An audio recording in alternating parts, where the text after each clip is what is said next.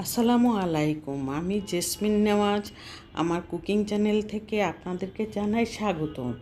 Cooking channel বলতেই তো রান্না বাড়া, সেই রান্না বাড়া নিয়েই তো আমার কাজ। আর রান্না বাড়া করে আমি তারপর ঘর সংসারের কাজ করে তারপর ভিডিও এডিট করে তারপর আপনাদের সামনে চলে আসতে হয়। আর সেই জন্যই আমি এই রান্নাটা একটা রান্না অন্তত দেখানোর জন্য ভিডিও করে থাকি। আর সেই রান্নাটা হলো আজকে খাসির মাংস।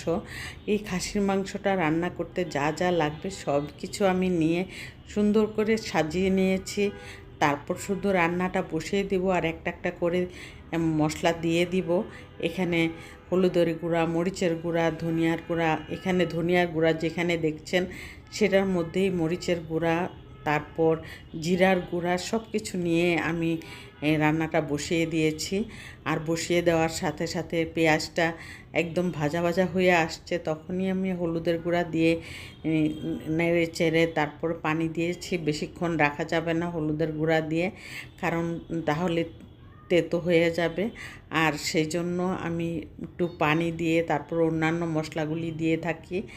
আর এই মশলাগুলি এলাচি, দারচিনি, তেজপাতা, মরিচের গুঁড়া, ধনিয়ার গুঁড়া, ভাজা জিরের গুঁড়া, যা লাগে একটা মাংস রান্না করতে সব কিছুই কিন্তু দিতে হয়।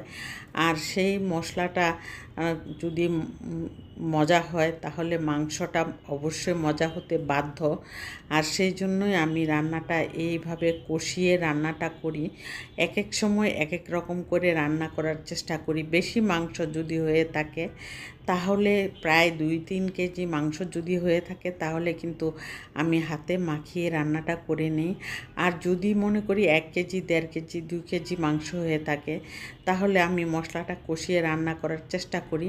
মাংসটা কষিয়ে রান্না করলে একরকম মজা হয়, আবার হাতে মাখানোটা আরেক রকম মজা হয়। আবার প্রেশার কুকারের রান্নাটাও কিন্তু আবার ভিন্ন ধর্মের টেস্ট হয়। আর সেই জন্যই আমি প্রেশার কুকারে এখন একটু কম রান্না করার চেষ্টা করি, কারণ প্রেশার কুকারে রান্না করলে দেখা যায় মাংসটা বেশি একটা নরম হয়ে যায়, তখন আমার বাচ্চারা একটু পছন্দ কম করে। আর এইভাবে চুলায় নিবু আঁচে যদি আমি রান্নাটা করি তাহলে আমার বাচ্চারা খুবই পছন্দ করে এবং মাংসটা খুব সুন্দর আলাম আলাম থাকে। আর প্রেশার কুকারে দিলে কিন্তু একদম নরম হয়ে গলে একদম ঝোলের সাথে মিশে যায়, আর সেটা খেতে ওরা বেশি পছন্দ করে না। আর আমার ভিডিওটা যদি আপনাদের কাছে একটু হলেও ভালো লেগে থাকে তাহলে অবশ্যই একটি লাইক দিয়ে কন্টিনিউ করবেন। রান্নার শেষ পর্যায়ে এসে আমি একটি বাটিতে সার্ভ করে নিয়েছি। সার্ভ করে নেওয়ার পর কেমন লাগছে একটু কমেন্টে জানাবেন। আর অবশ্যই সাবস্ক্রাইব করে অল বাটনে প্রেস করে রাখবেন।